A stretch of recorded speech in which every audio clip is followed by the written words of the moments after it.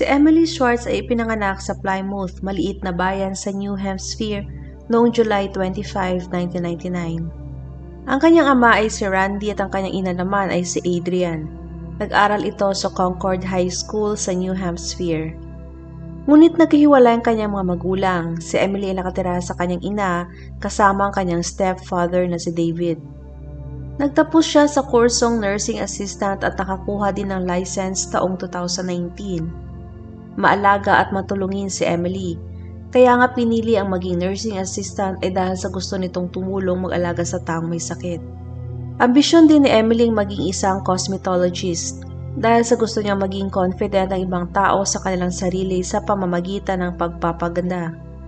Early 2020 ay nakilala ni Emily ang isang lalaki na mas maedad kaysa sa kanya na nagngangalang Joseph Filazzo. Nasa 40 years old na si Joseph na halos doble naman sa edad ni Emily. Ngunit baliwala yon kay Emily, hindi naging issue sa kanya ang edad ni Joseph. Hindi nagtagal ay na-inlove si Emily kay Joseph.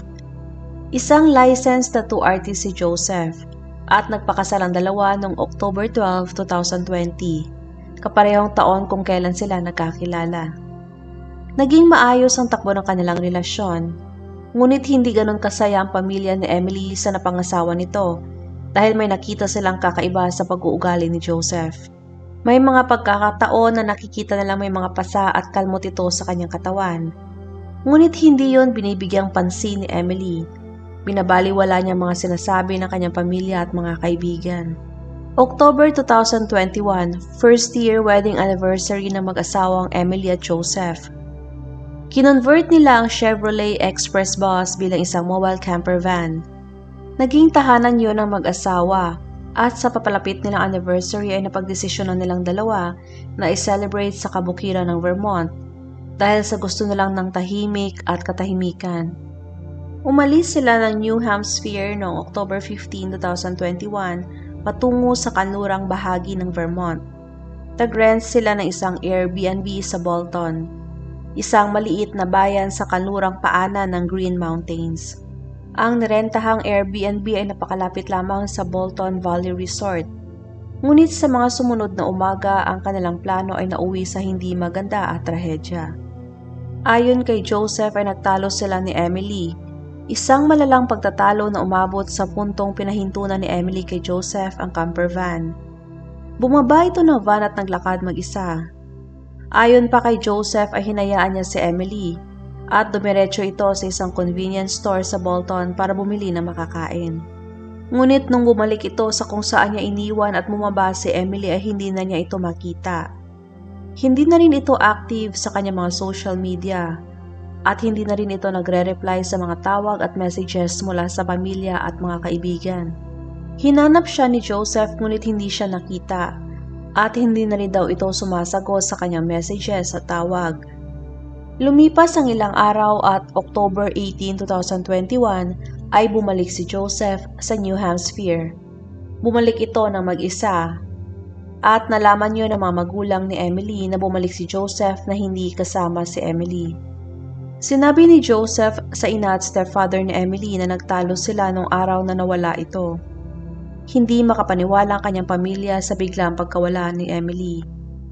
At kahit may napansin na sila ng konting pagbabago sa pag-uugali nito simula na ikasal ito kay Joseph, ay malayo naman sa kanyang pag-uugali na basta na lang aalis at hindi magpapaalam o magpapakita. Bumalik si Joseph sa New Hampshire mula sa Bolton na iba na ang dalang sasakyan at hindi na yung camper van. Ang ilang buwan nilang pinaghirapan na makonvert para maging camper van ay pinalitan na ng isang Jeep Wrangler. At walang nakakaalam ng dahilan sa kung bakit ito pinalitan. Nag-file ang pamilya ni Emily ng missing persons report nung gabi mismo ng pagbalik ni Joseph. Kaya agad na pinuntahan ng mga pulis ang lugar kung saan nawala si Emily.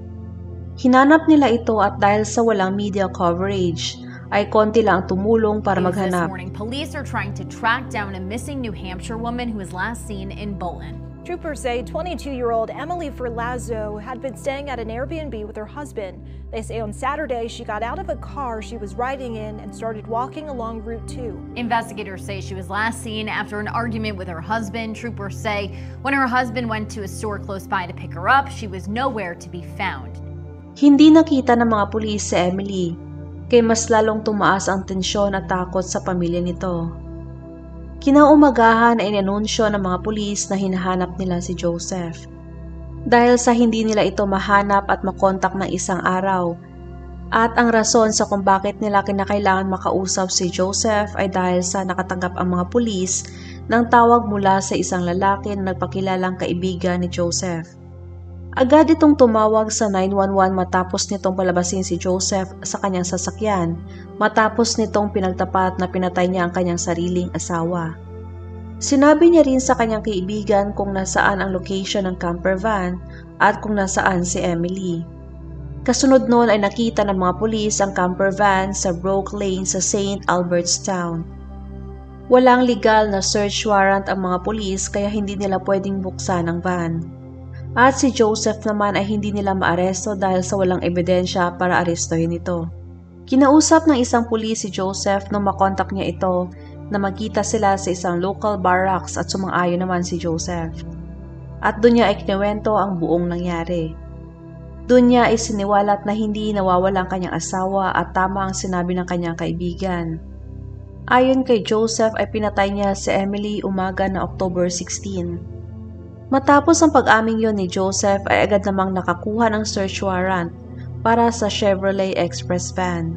Sa loob ng van kung saan nandun ang bathroom ay nakakita sila ng 8 garbage bags. At isa doon ay nakabukas at makikita ang putol na paa. Ang 7 pang garbage bags ay nakatali. Ngunit nung binuksan din ito at tinignan ay doon na tumambad sa mga pulis ang iba pang putol-putol na bahagi ng katawan ni Emily. Kwento ni Joseph na nagtalo sila ni Emily Sabado ng umaga ng October 16. At nang humiga si Emily para magpalamig ng ulo ay agad na kinuha ni Joseph ang kanyang baril sa loob mismo din ng van. At agad na binaril ng 2 beses sa ulo si Emily. Pagkatapos ay nagkaroon ito ng panic attack bago pa ito maglagay ng plastic bag sa ulo ni Emily at matapos nitong ilagay ang katawan ni Emily sa bathroom. Agad na nagmaneho si Joseph ng halos 8 miles papuntang Waterbury, kung saan ay kumain pa ito ng umagahan kasama ang kanyang kapatid na babae at ang boyfriend nito. Bago ito umalis at dinala ang van at katawan ni Emily kung saan ito natagpuan. At makalipas ang 15 oras ay doon na niya inumpisahan na pagputol-putulin ang katawan ni Emily gamit ang handsaw.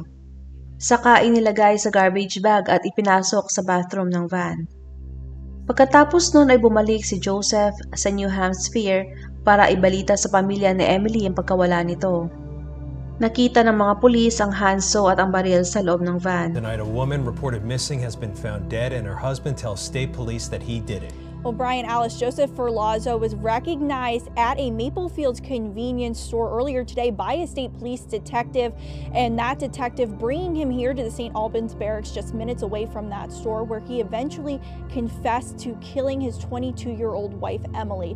Now, state police say that once they brought Joseph in for questioning, he admitted to killing Emily inside the camper early Saturday morning, which state police searched here tonight at the barracks.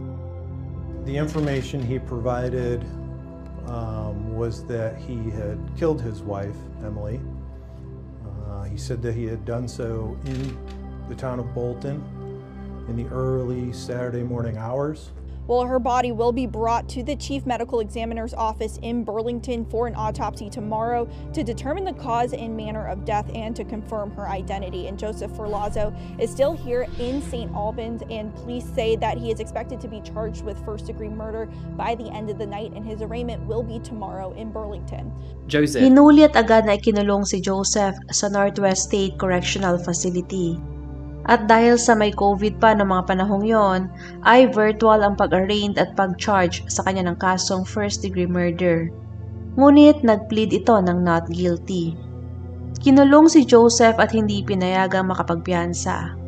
Nakapiit pa ito sa kulungan at inaantay ang kanyang sentensya. At habang nag-aantay ay pinagbabayad ito ng $1.5 million sa pamilya ni Emily.